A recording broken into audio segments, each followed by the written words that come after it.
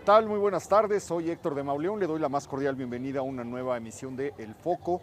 Le doy la bienvenida también a Claudia Monterde, me acompaña nuevamente Hola, en Héctor. este recorrido, que va a ser un recorrido, Claudia, pues muy emocionante y muy fascinante, porque es un viaje desde los orígenes, desde la semilla, a lo largo de la historia del país y de la ciudad, pero desde la mirada del arte. Vamos a recorrer 8 siglos nada más ni nada menos. en 40 y tantos minutos. En 50 minutos, 55 minutos, vamos a recorrer 8 siglos con acceso a pues, piezas que uno solamente ve en los libros, que ve, de las que ha oído hablar, pero vamos a poder ver de cerca las obras decisivas en la historia del arte en México. Sí, es todo un evento poder ver tantas piezas que están en prácticamente todo el mundo, en museos de toda la ciudad, de todo el país.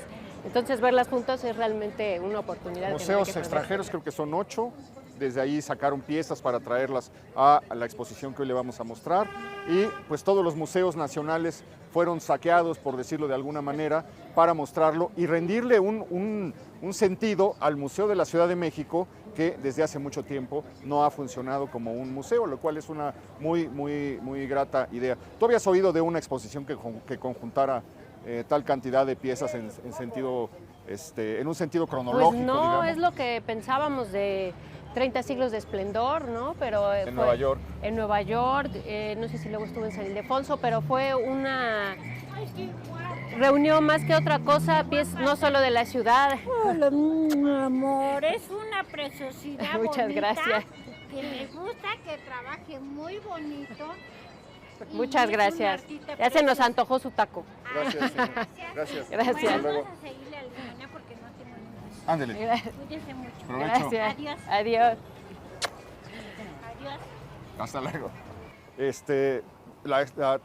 Esplendor de 30 siglos, pues es uno de los proyectos más ambiciosos. No se había dado, bueno, por ahí pudo haber aparecido alguna exposición. Pero Solo que no era de la encontrar, ciudad específicamente. lo que vamos a encontrar aquí es precisamente eso. Ahí está en lo que vamos a caminar, en lo que vamos a recorrer hoy, aquí a las puertas del Museo de la Ciudad de México. Es la tercera vez que pasamos. Por alguna razón nos atrae esta esquina como un imán. Lo que le vamos a presentar aquí pues son muchas cosas que ni siquiera estaban a la vista de las personas. Algunos cuadros que le vamos a presentar estaban las telas dobladas, algunas piezas estaban embodegadas, de manera que vamos a ver con ojos nuevos mucho de lo que es la esencia de lo que somos. Y hay que recordar esa esquina porque la vamos a ver en una pieza allá arriba. ¿Cuál? La esquina de la serpiente. Está arriba. Está arriba en la un serpiente grabado. emplumada. No, en un grabado. Bueno, vamos a entrar. Acompáñenos.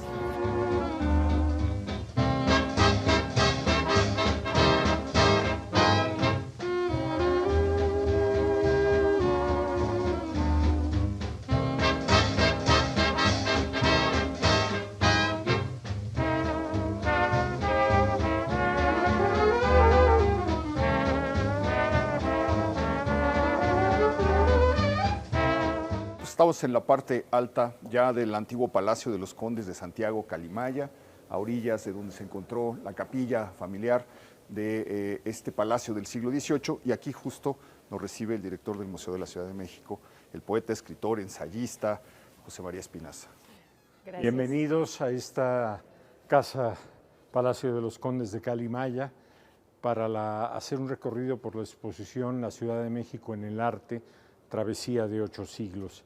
Esta exposición se pensó como una manera de ofrecerle al habitante de la ciudad, a los turistas que nos visitan, a la gente interesada en el arte y la cultura, una mirada poliédrica, cubista, que pudiéramos ver no solo la ciudad que somos, sino la ciudad que podríamos haber sido, la ciudad que nunca fuimos, las ciudades que seremos, las ciudades que somos y no vemos, y eso solo se podía hacer a través del arte, porque el arte piensa lo que ocurre, pero también piensa lo que no ocurre. Está todo el tiempo jugando, brincando de una realidad imaginaria a una muy concreta, y poco a poco esa acumulación crea en los habitantes de esta ciudad la idea de una urbe con unas características.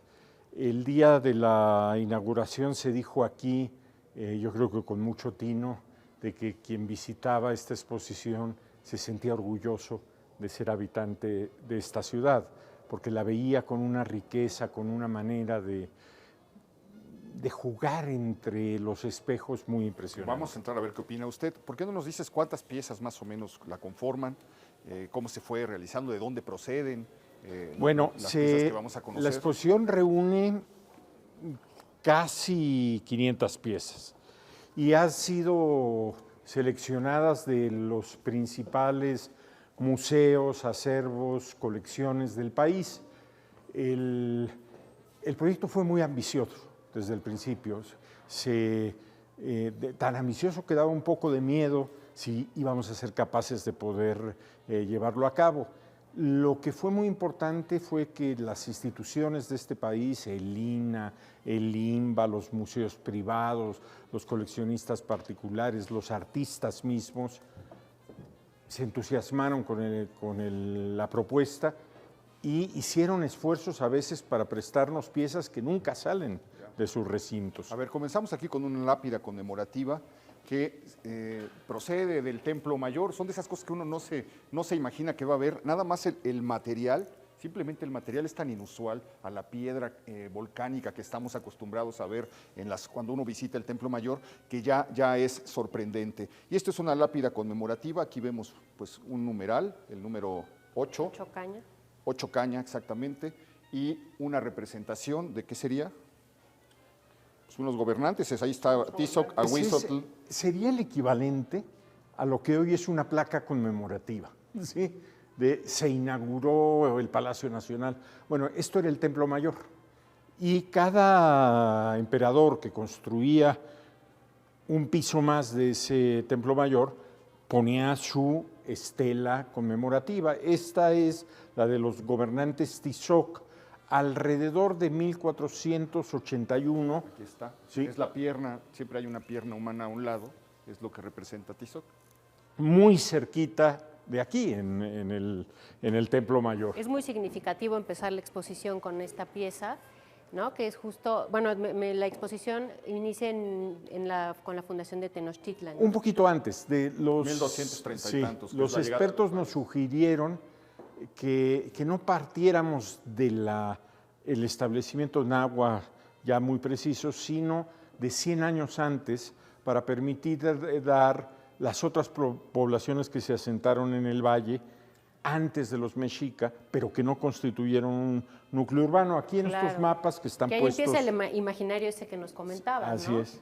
Son muy didácticos, podemos ver el periodo preclásico que está dominado por Teotihuacán y que están los lagos con muy pocas poblaciones al lado.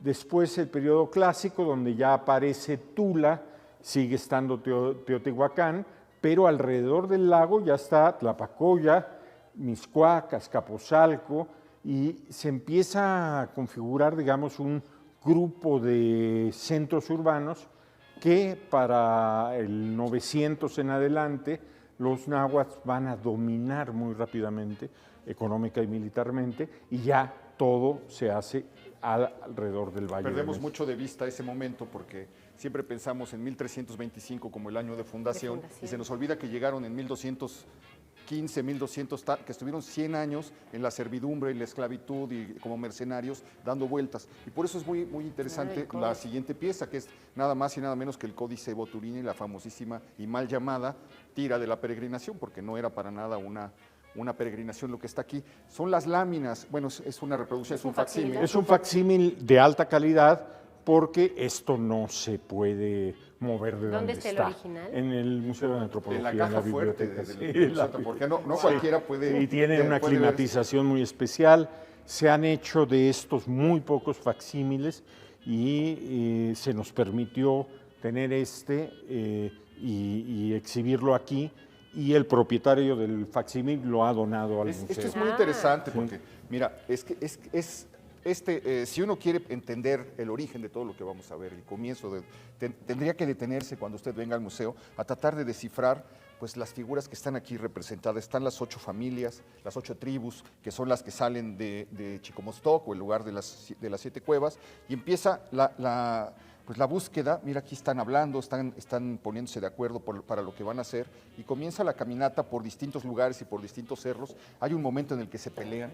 Llegan a Coatepec, ¿no? Sí, exacto, por aquí debe estar. Pero hay un momento en que se pelean y se separan, y bueno, pues ahí empieza su camino. En algún momento tienen servidumbre, son derrotados y se ven las figuritas llorando, y aquí vemos Chapultepec. Que ese es impactante, ¿no? Sí, Decir, ya un lugar que reconocemos los habitantes de esta urbe. Chapultepec, y bueno, pues es la puerta de entrada. Veo, bueno, a ver, sí, dime, ¿quién hace la curación de esta parte? César Moino. ¿Cuántos curadores son? Son 5 históricos y 4 transversales. Los transversales son temáticos. Transversales temáticos que manejan una cuestión que no es sincrónica, sino diacrónica, que pueden de pronto poner un mapa del siglo XVI junto a un mapa de la ruta del metro actualmente, o que pueden poner, exactamente, pueden poner una imagen que contrasta con otra. Lo normal en estas exposiciones es crear un desarrollo histórico. A nosotros nos pareció enriquecedor hacerlo con cruces, ¿sí? Desde luego, la columna vertebral tenía que ser... Hay una línea cronológica. Sí, hay una línea cronológica, si no nos habríamos vuelto locos. ¿Los 5 son? César Moeno, Alejandro Salafranca y Tomás Pérez Bejo para Virreinato, Luis Ríos para siglo XX, Salvador Rueda y yo para siglo XIX. Después... Te diste vuelo con el siglo XIX. A ver. Es un siglo complicado, ya veremos cuando lleguemos allá. Esta pieza... En realidad, este grupo de 5 piezas lo que intenta es mostrar esa idea que está en el origen de la exposición, de que la Ciudad de México que conocemos ahora es una ciudad de ciudades. Esto, por ejemplo, es de Tláhuac, o sea, es de una zona que no es la central, en la que está este museo. Esta es, en cambio, ya mucho más cercana geográficamente a esta zona. Es la serpiente enroscada y pertenece ya al momento previo a la llegada de los españoles. Sí, así es. Están a punto de llegar. Y es una pieza muy sorprendente porque parece de un pintor de hace 5 años, de un escultor, de una modernidad increíble. Además, el material tiene un brillo, nuevo, ¿no? Aquí está la Tlaltecutli, que bueno, es el eje de toda una cosmogonía. La cosmogonía náhuatl está llena de enfrentamientos entre hermanos, entre dioses rivales, y la Tlaltecutli fue... La representación de la tierra. La representación de la tierra. Tenemos la gran piedra de Tlaltecutli aquí a unas cuantas cuadras. Es tremendo porque los dioses la parten en dos, la cortan y la desgarran. Y una la echan para el cielo y otra se queda enterrada. O sea, caminamos sobre Tlaltecutli. Sí, exactamente. Y aquí tenemos esta... Con poco respeto, por cierto. Esta pieza que es muy importante. Este es un facsímil también de altísima calidad, porque esta pieza tampoco puede salir del lugar en donde está. La Coyolxauhua. Sí. Y este es un brasero de la fertilidad vegetal, porque una de las cosas que vamos a ver más adelante es cómo el maíz y la agricultura son una de las bases de la cultura náhuatl y en general de las culturas. Las manos son impresionantes de esta escultura. Es un arte fabuloso que todavía nos provoca cierta extrañeza, ¿no? Sí. Me contaba, por ejemplo, un amigo que una exposición de arte precolombino que fue a Nueva Zelanda, no sé, la empezaron a montar y de pronto se detuvieron y fueron a decirle a los, llévensela, ¿De no verdad? la queremos. ¿Por qué? Porque trae mala vibra. Y era porque llevaban mucha cuchillos de pedernal como estos. Y aquí vemos la representación en piedra del cuchillo de pedernal Y aquí está y los cuchillos en sí, con esa cosa antropomorfa que tenían, que sí es muy inquietante, ¿no? Pues tienen rostro. Tienen rostro, sí, los dientes, los ojos. son la punta de la flecha o de la lanza que tiene. Aquí tenemos, por ejemplo, esta pieza que es, yo decía que si hubiéramos sido suficientemente radicales, habríamos puesto una escultura de Riestra junto a esta, porque tiene una modernidad sorprendente. Claro, también la parte terrible ha sido sacrificada, le han arrancado el corazón, está enmascarada, como era la costumbre de la época en ¿Y qué esas tan común esculturas. es ver representaciones que no sean divinas? Es como una representación. Es de muy una- extraño y esta tampoco se exhibe con mucha frecuencia.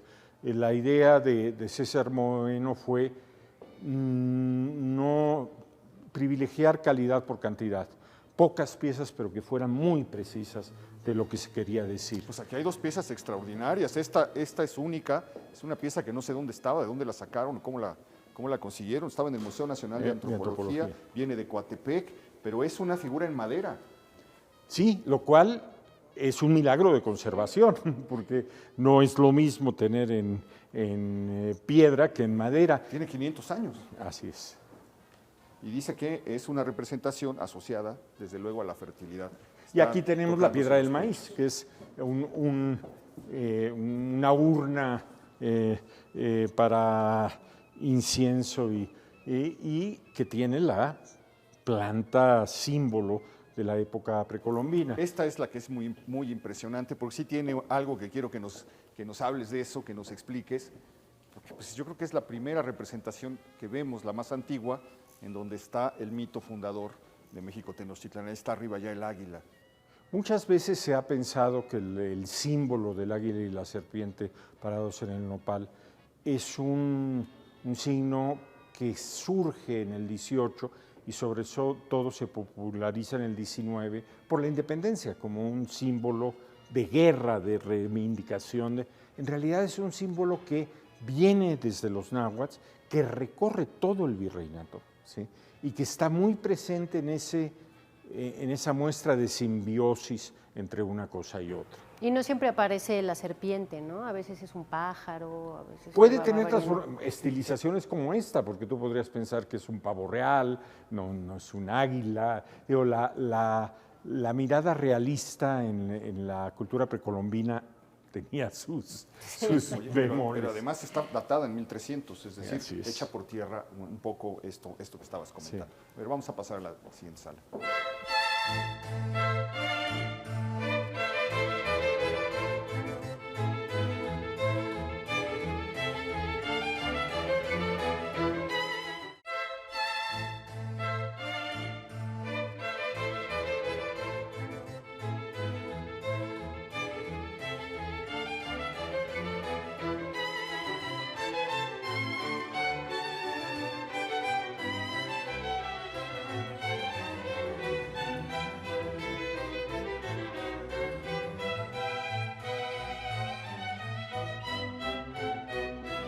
Bueno, y aquí llegamos, digamos, a un remate que me parece muy importante con una escultura de un chacmol, pero un chacmol del Valle de México, no de la zona de Yucatán, del sureste, ni tampoco de la zona de Tula, sino específicamente una escultura dentro del valle.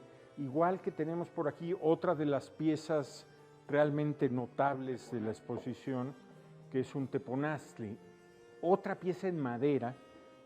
Agradecemos enormemente al Salazar. el habernos permitido exhibirla, porque es muy delicada.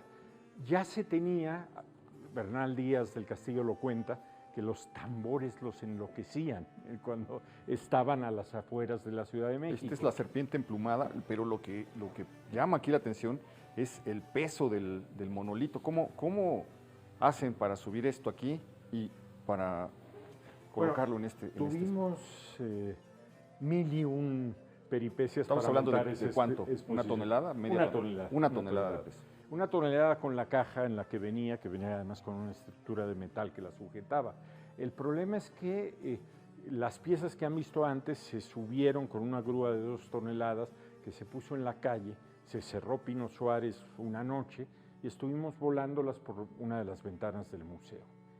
Esta no llegó con ese viaje y no había manera ya de volver a cerrar la calle, traer la grúa. Entonces tuvimos que pensar cómo la subimos. Pues en metro, ¿cómo le mandaron?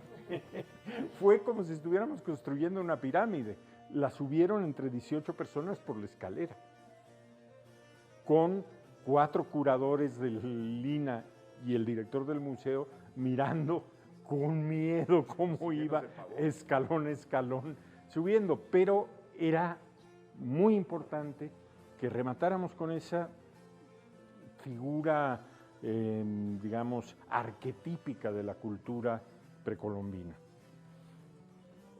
Y así como se da en las salas anteriores la mirada sobre una cultura nueva que Europa no conocía, esta sala nos da cuenta de la cultura de los conquistadores. Cuando llegan los conquistadores hay que recordar que son súbditos de Carlos I, Carlos V, y que la ubicación del imperio linda con Nápoles, linda con Flandes. Claro, porque te dices porque es italiana totalmente la influencia de la pintura, el pecado original, que es del siglo XV, de un autor desconocido, pero tiene algo que es maravilloso, que es nada más y nada menos que la creación de Eva.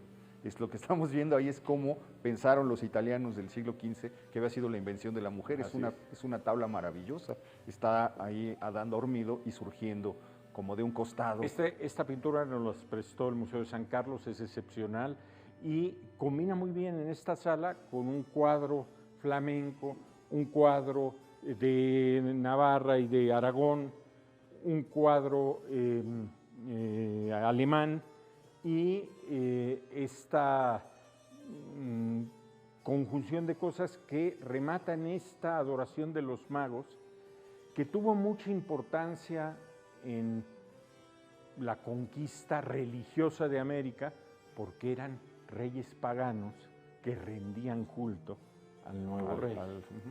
Y eso fue muy utilizado por los sacerdotes españoles que llegaron a México. Es muy peculiar que tengamos cuadros de este tipo. Es otro cuadro del desconocido siglo XVI. Sí. Oye, aquí después de este salto de lo prehispánico, acá me gustaría hablar un poco de los autores, es decir, allá todavía está todo como una idea artesanal, ¿no? De gremios. Aquí sigue siendo todavía igual, ¿no? Sí, la idea del artista es relativamente reciente, empieza con el romanticismo. Ya Leonardo y Miguel Ángel en el Renacimiento, pero siglo XIV tú entras al taller que son los que hacen las gárgolas de las catedrales. Te costaría mucho saber quién es el que lo hizo. Sí, la idea moderna del arte comienza con la firma, ¿no? Exacto. En el momento en el que el artista pone su nombre, todo cambia. Entonces cambia y ya se usa de otra manera. Ahora, lo que era evidente es que ese mundo imaginario que está representado en esta sala venía en las cabezas de los conquistadores, cultos o incultos, porque lo respiraban, ¿sí? Ellos sabían que su mundo venía de Nápoles, llegaba hasta Flandes y hasta Sevilla, era el gran imperio en ese momento. Y además un imperio, como veremos en las siguientes salas. Vamos a ver, perdón que te interrumpo, solamente ver un momento esto, porque de verdad es que es una cosa formidable de la pintura flamenca, ¿no? Tiene todos los elementos que uno le puede pedir a una pintura flamenca, las túnicas encarnadas, el color del cielo, siempre tiene que haber una ventana donde se ve un paisaje más, o sea, lo hicieron como con un manual, pero lo logró este autor desconocido, pero será está atribuido. Django Saer, que pues no. Pues sí, pues está atribuido a Django Saer. Lo hizo de una manera extraordinaria. Y vamos a entrar ya a lo que es la Ciudad de México, la nueva Ciudad de México, fundada en 1521. Aquí tenemos unas piezas que se exhiben muy pocas veces, que son partes de la armadura de guerra de Pedro de Alvarado. Tienen inevitablemente un sesgo de violencia que pone cierto reparo para exhibirlo. Eso ha hecho que no la exhiban. Razones nacionalistas, razones... A nosotros nos pareció importante dar el tono porque enfrente de estas tres piezas de armadura hay dos cuadros que relatan el encuentro de Cortés y Moctezuma. Ese encuentro, que por cierto también está en un mosaico afuera del museo, en la iglesia donde, según suponemos, está enterrado Hernán Cortés. Es increíble, murió a bordo, se le desbarrancó el caballo en Zacatecas, ¿no? Sí. llama la atención que esté ahí Aquí tenemos la suerte de haber podido conseguir biombos de extraordinaria calidad que son ya en cierta manera representaciones simbólicas completas de lo que la Ciudad de México era. Este, por ejemplo, que es un mapa que podríamos orientarnos todavía hoy con él. Esto que es una mirada muy europea sobre el encuentro de culturas. Este es el biombo de la conquista, en la parte de atrás Sí. tiene pintada la conquista. Y aquí, esto es una representación de cómo era la Ciudad de México en el siglo XVIII. Tiene algo que es maravilloso y que hemos hablado mucho y que nunca vemos. Este es el Zócalo, aquí está la catedral, aquí están las casas del ayuntamiento, del cabildo y de gobierno, y aquí está el canal del que hemos hablado, la Acequia Real, que venía desde Xochimilco, cruzaba todo Corregidora. Aquí se le ve atravesar el Zócalo, internarse por 16 de septiembre, dar una vuelta y seguir, y esto es fascinante. Dividirse en un montón de callecillas, aquí se ven los puentes. Cuando hablamos del puente quebrado, cuando hablamos del puente de la Leña, etcétera, nunca nos imaginamos cómo son. Esto es, digamos, casi una fotografía, cómo hay un arbolillo al lado y cómo pasa el agua con la espuma todavía y cómo se va dividiendo en una serie de canales hasta llegar a lo que tenemos aquí, que es que tiene que ser el acueducto de San Cosme, ¿no? El Sí, acueducto que viene por la calzada de San Cosme. Y ahí está la llegaba Alameda. el acueducto de Es maravilloso San esto. Cosme. Y a la vuelta a la conquista, ¿no? Aquí tenemos un cuadro monumental que es otra representación del encuentro entre conquistadores e indígenas y muy importante, muestra que no era una relación de vasallaje de unos a otros, sino de mutuo respeto y admiración. Cortés está hincado haciéndole los honores al emperador Nahua.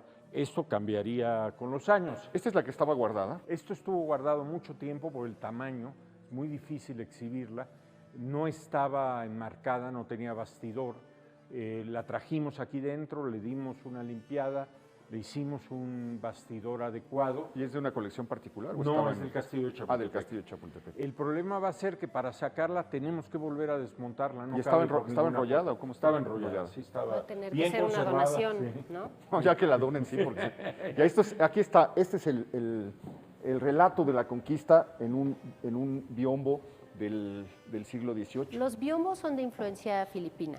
Así es, oriental, pero había mucha relación Japonesa. con Filipinas porque México era la capital de Nueva España y de Filipinas. O sea, toda la cuestión administrativa de Filipinas se hacía en México. La puerta de este museo, que es extraordinaria, está traída de Filipinas. Ese es lo que se dice. También está la idea de que es japonés, ¿no? Que el arte nambal que le llaman es porque hay un momento en 1600 y tantos que llega una embajada japonesa, una comisión de samuráis que entraron por aquí, por Tlalpan. Hay un relato de un cronista de ese tiempo que es fabuloso porque sale toda la gente a verlos. Imagínate ese momento, sale la gente porque saben que vienen unos hombres que son completamente distintos a los que habitan la Nueva España y se llena la calle y de repente aparecen unos samuráis caminando con los uniformes y esto. Y Rodrigo Rivero Lake asegura, tiene un libro que se llama El arte nambal, que estas personas, con los presentes que traían y las cosas que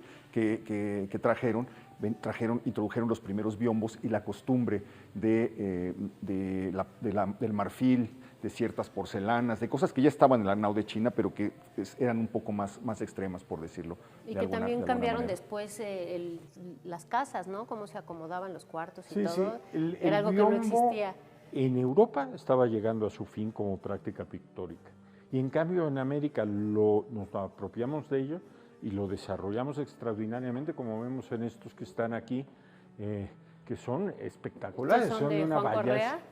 Estos son de Juan Correa, sí. Maravilloso, porque se ven las castas, ¿no? Sí. África, Asia, no las castas, los continentes y y ya está los habitantes contado, de cada uno. Digamos, ya en el contexto del mundo ya está América. El mundo indígena. Sí. Es impresionante, ¿no? Maravilloso. Para el imaginario, ¿no? Sí. Cómo ven África, Asia y cómo ven América, y América. ¿no? Es increíble. Esta es formidable. Cuando usted se dé una vuelta también en esta sala, deténgase todo lo que pueda, porque está contado, pues, está contado todo, desde el encuentro hasta el momento en el que se da el enfrentamiento por la toma de la ciudad. Se ven las escenas de las batallas, etcétera. Y en el desarrollo que se va llevando a cabo en el virreinato, 3 siglos que dieron un gran esplendor, se combina tanto la parte de la memoria histórica que llamaríamos antes, por ejemplo, este pendón que es el que utilizaban las tropas de Cortés. Este también fue un préstamo que tenemos que agradecer. Sería más o menos esto. Exactamente, el representado en esas láminas. Con la corona, ¿no? El escudo de Castilla y León. Exactamente. Castilla y León y eso va a producir que la metrópoli, México era una ciudad a la altura de las grandes capitales de Europa en ese momento, es decir, de Nápoles, de Sevilla, de Madrid, y por lo tanto producía y consumía una pintura de altísimo nivel, un arte de altísimo nivel. Era un lugar exportador. Hay iglesias en España y en otros lugares de Europa que tienen pintura traída de América y pintada por pintores americanos. A la vez se traían pinturas del continente de la metrópoli y piezas de gran nivel en oficio. Estaba ya una cultura en su esplendor. Esta pieza que tenemos aquí enfrente es del primer gran artista de la Nueva España. Es un artista que florece a finales del siglo XVI y principios del XVII, y que es nada más y nada menos que Andrés de Concha. Es el maestro, digamos, el que anuncia la grandeza de la pintura novohispana en los últimos años del siglo XVI, 50, 60 años después de la conquista.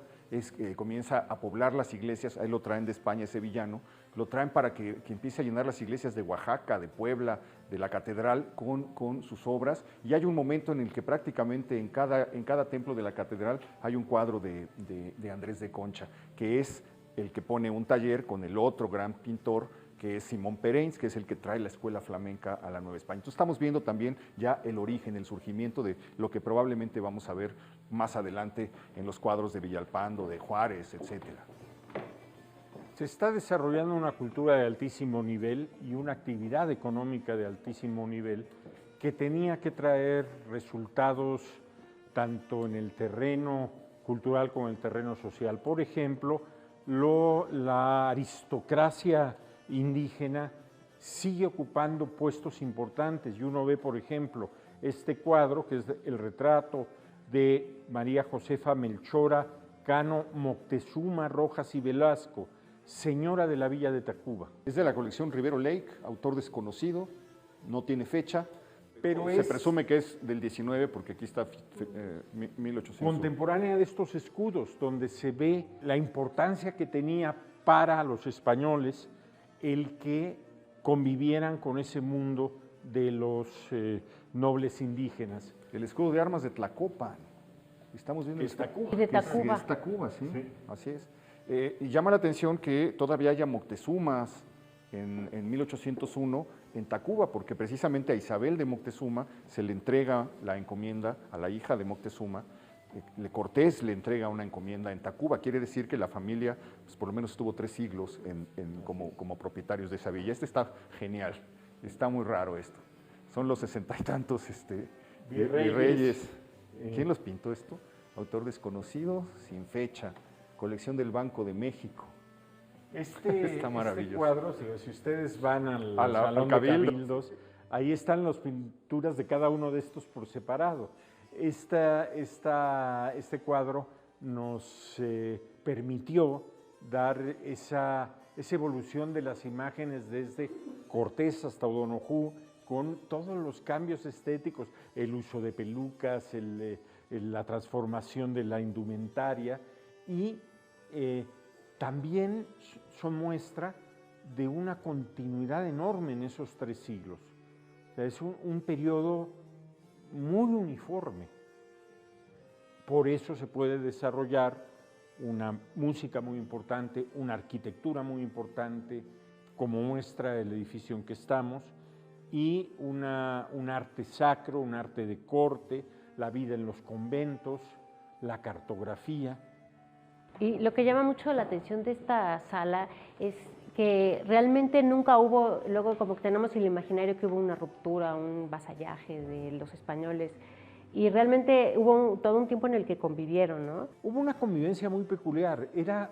En las altas esferas, digamos. Decía uno de los historiadores, no sé si Tomás Pérez Bejo, que era una sociedad de clases, no de castas, como pensábamos. O sea, el hacendado español dialogaba con el cacique indígena y se repartían los poderes, ¿sí? Bueno, se dio la República de Indios, es decir, siguieron gobernando los caciques a su gente. Fue una conquista, desde luego, con todo lo que eso implicó, pero también esa idea del genocidio, entendido como lo entendemos en el siglo XX, lo entendimos en el siglo XX, es un proceso completamente diferente. Llama la atención la necesidad de las heráldicas y de todo, como de legitimar, ¿no?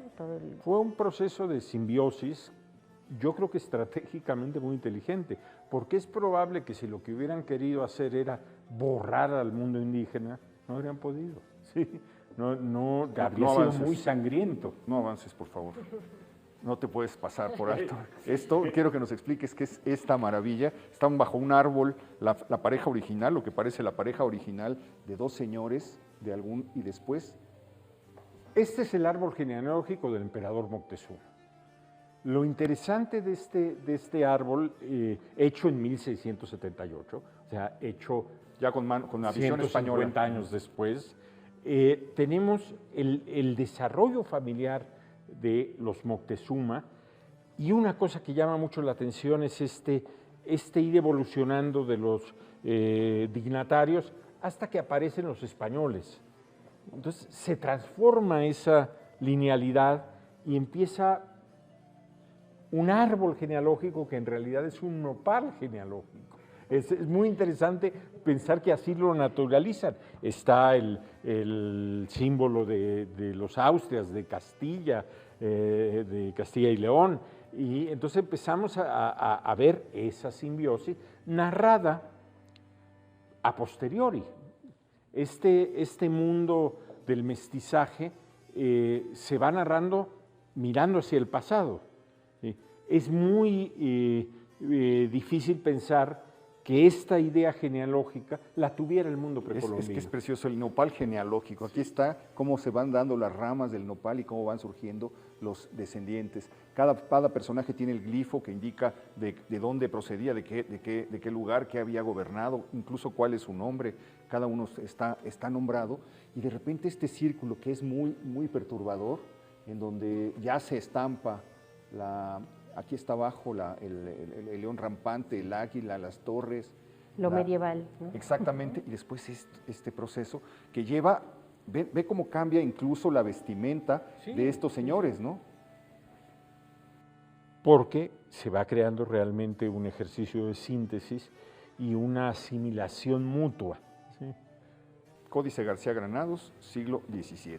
Ok.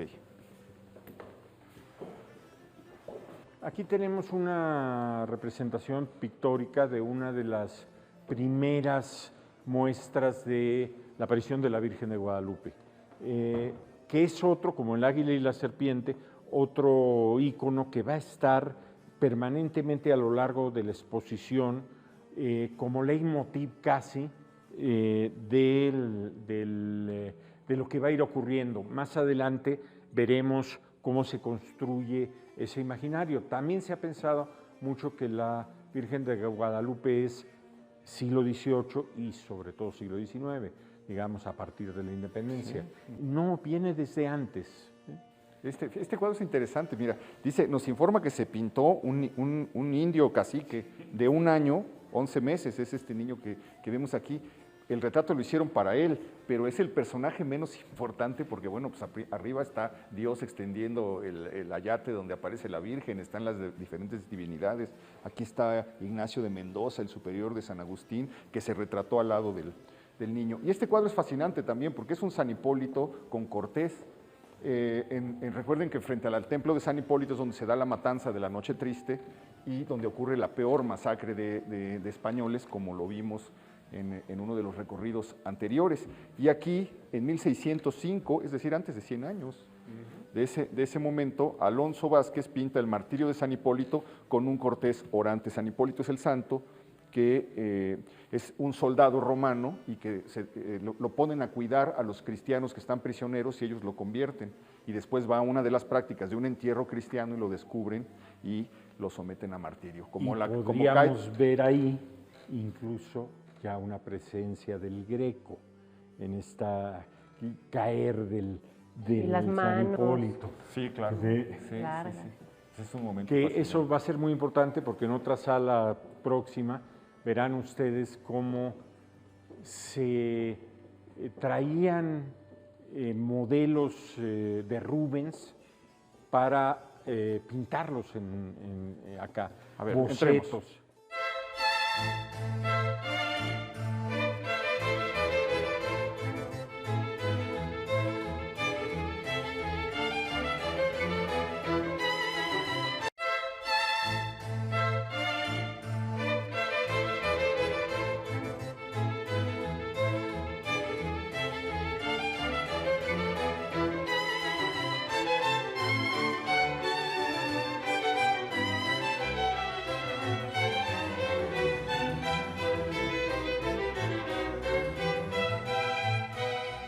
Bueno, estamos llegando ya también a ese momento en que Héctor ya se me había adelantado antes, esa mezcla de convivencias de muchas culturas. Empezaremos a ver los Cristos de marfil filipinos, a ver si ve en este mapa, se puede ver muy claro lo que era el mundo de la época, donde estaban pues las ciudades importantes, Madrid, Lisboa, Sevilla, Nápoles y México.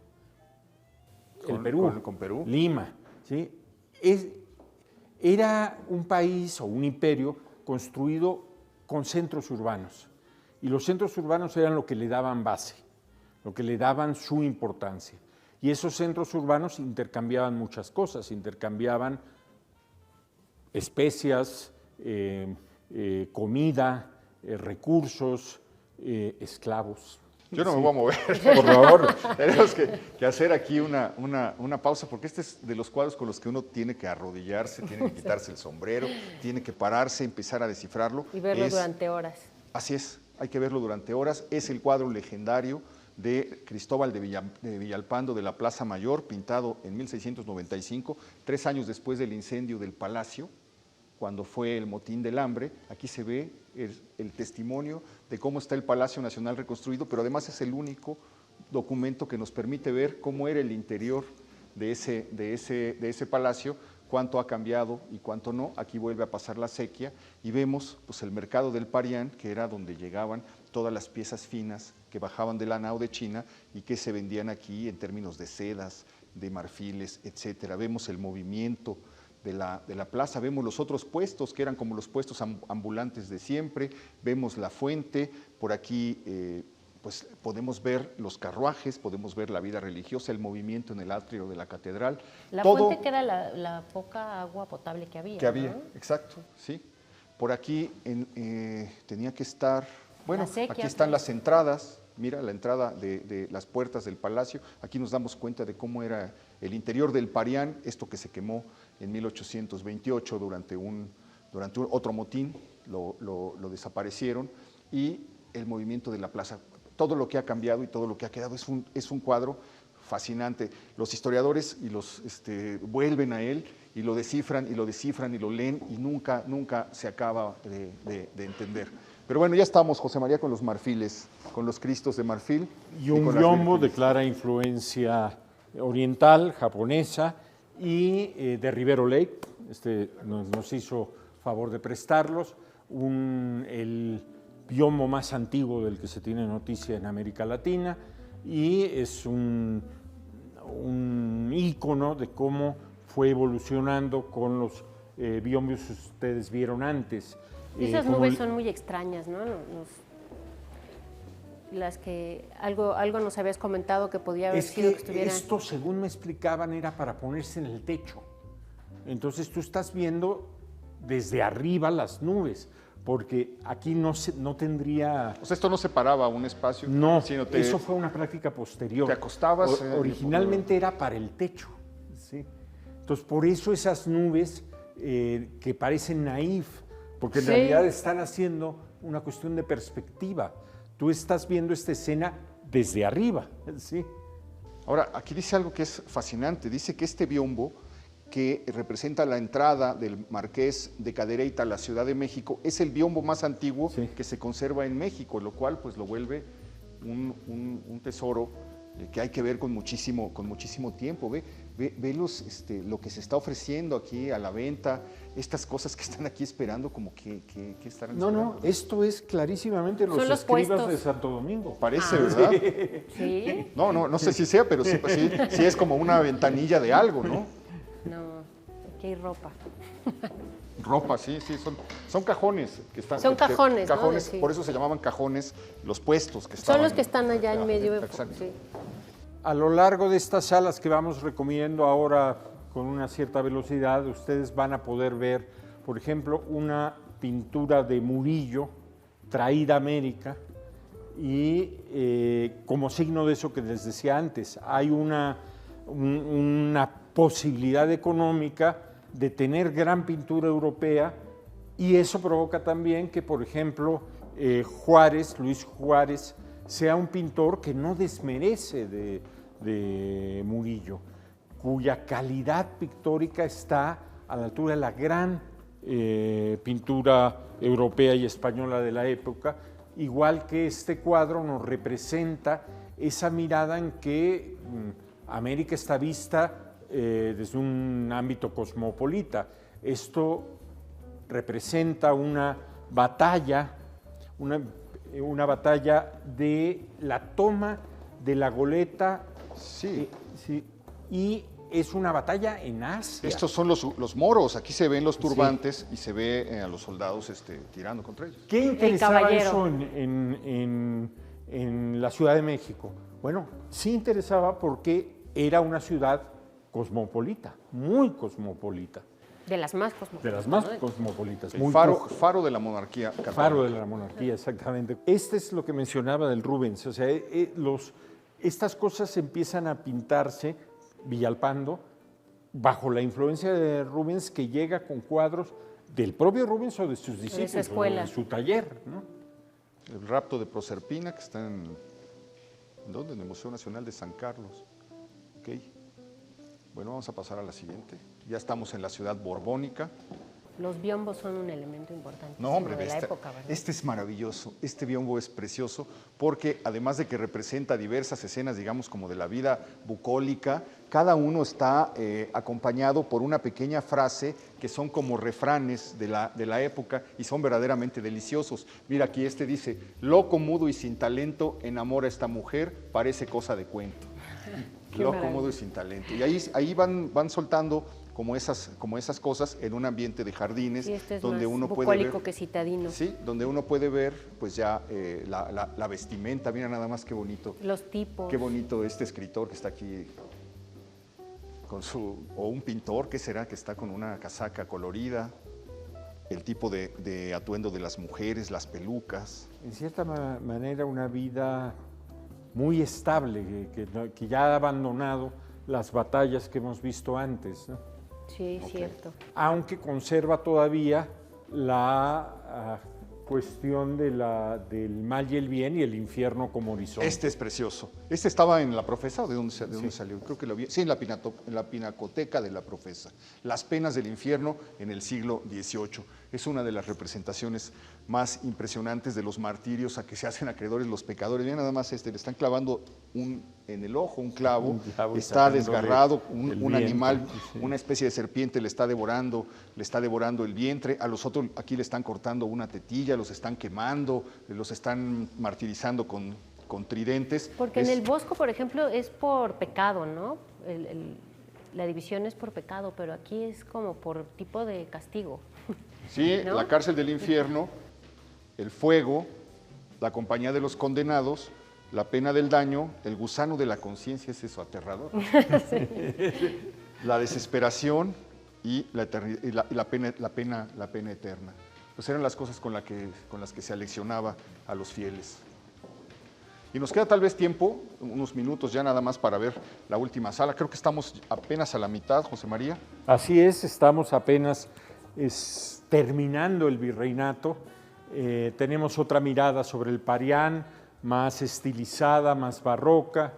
Tenemos distintas imágenes religiosas y sobre todo el cambio de una época que es el siglo XVII a una que va a ser el XVIII, con la llegada de muchos migrantes europeos, en especial de la zona de Navarra, de Vizcaya, y con una mentalidad precapitalista, digamos, ya está gente que viene a hacer negocios y que entra en conflicto con el mundo de clase que había enfrentado a otro. Esto es después de las haciendas. Así es, así es. Este es el primer retrato de un dignatario español que se pinta en América. Este retrato de Carlos III es realmente sorprendente y representa ya claramente una puerta hacia lo que vendría unas décadas después, que es la independencia. Tenemos en esta sala, si quieren, podríamos tal vez terminar con ella. Perfecto. Que es el gran resumen de ese guadalupanismo que tanto se ha investigado.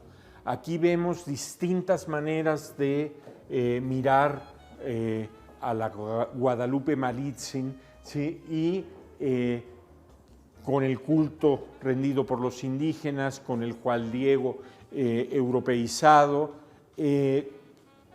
Para reunir esta pequeña sala tuvimos el trabajo de pedir a distintos lugares piezas muy selectas. A veces por ejemplo, prácticamente no sale nunca de catedral. Es un cuadro de 2 vistas muy hermoso. Oye, José María, ¿esto va a estar abierto hasta cuánto? ¿Cuánto tiempo? ¿Cuánto va a durar la exposición? Está abierto hasta el día 1 de abril. Hasta el 1 de abril. Sí, nuestro horario es de 10 de la mañana a 6 de la tarde, de martes a domingo. Y los miércoles la entrada es gratuita. ¿Todos los miércoles de diciembre también? Todos los miércoles de diciembre está abierto todo el tiempo. También va a haber actividades paralelas, ¿no? De música. Vamos a tener muchas actividades paralelas. Hemos tenido ya un par de conciertos. Vamos a tener ciclos de cine basados en la presencia de la ciudad en el cine. Vamos a tener conversatorios con los curadores. Vamos a tener diálogo entre especialistas. Vamos a tener conferencias sobre la mirada muy poliédrica que ya no alcanzaron ustedes a ver en este recorrido sobre el siglo XIX y siglo XX. Y bueno, vamos a estar... Completísimo. Apenas va empezando esto. Sí. No, pero además, bueno, no llegamos ni a la mitad como le comentábamos, pero creo que es suficiente para invitarlo, para darle una probada de las maravillas que se encuentran en este lugar. Vale la pena que se dé una vuelta. Me imagino que nosotros seguiremos recorriendo hasta llegar al día de ayer, porque la exposición termina prácticamente con el terremoto último que azotó a la Ciudad de México el 19 de septiembre de 2017. Así es que vale muchísimo la pena que se dé una buena, un rato para poder conocer la exposición. Le agradezco muchísimo que nos haya acompañado. Gracias. Mil gracias por recibirnos. Muchísimas gracias. Claudia, mil gracias. Gracias, Héctor. Y pues le agradezco su compañía. Lo espero la próxima semana, ya lo sabe usted, aquí en El Foco.